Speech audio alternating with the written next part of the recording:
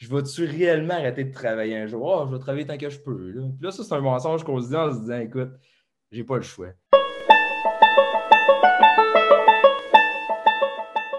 Moi, ce que je trouve intéressant, c'est la personne qui vient me voir, puis je la connais pas, j'ai aucune base ni rien avec. Première question que je vais poser, c'est une question sur un long horizon de temps. Ta retraite, tes voyages, ta maison. Dépendamment de la réponse qu'on va être formulée, si la personne me dit avec une date précise, ça, c'est que c'est un projet, c'est défini. Fait, moi, tout de suite, avant même de savoir combien qu'elle a dans le compte, je m'attends qu'elle est plus aisée financièrement, qu'elle est moins stressée. Quelqu'un qui, justement, qui n'a pas une scène dans le compte, qu'est-ce qui va se passer?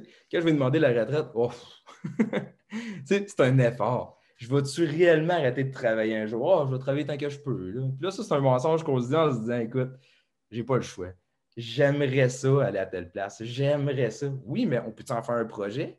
Dans 3 ans, 5 ans, 10 ans, quand est-ce que tu te vois réellement faire ce voyage-là? OK, là, le cœur se vide. Mais Ouais. écoute, j'ai telle dette, j'ai une proposition au consommateur, j'ai la carte de crédit est pleine, il y a quelque chose qui me tracasse au jour le jour. Donc, plus la situation financière d'une personne est précaire, plus sa vision long terme diminue.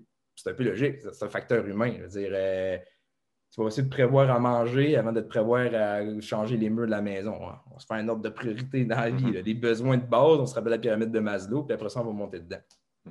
Fait, d'où pourquoi c'est encore plus en plus important de laisser de l'argent dans le compte, puis de voir qu'on a de la liquidité pour diminuer son stress, prendre des meilleures décisions. J'avais vu une étude, peut-être que tu sais, c'est de qui, je me rappelle vraiment plus, ça fait un bout de temps.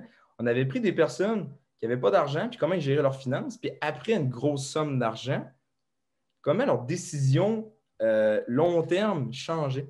Puis à quel point ils augmentaient eux-mêmes leur propre valeur de leurs actifs nets d'année en année, juste parce qu'ils sont moins stressés financièrement. Les décisions étaient plus dans un horizon long terme.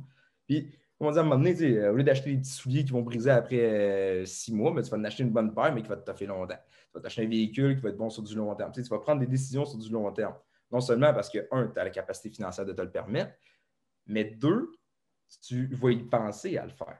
Contrairement à quelqu'un qui est dans une incapacité financière ou qui a vraiment de l'argent que sur du court terme, ne pourra pas penser à faire.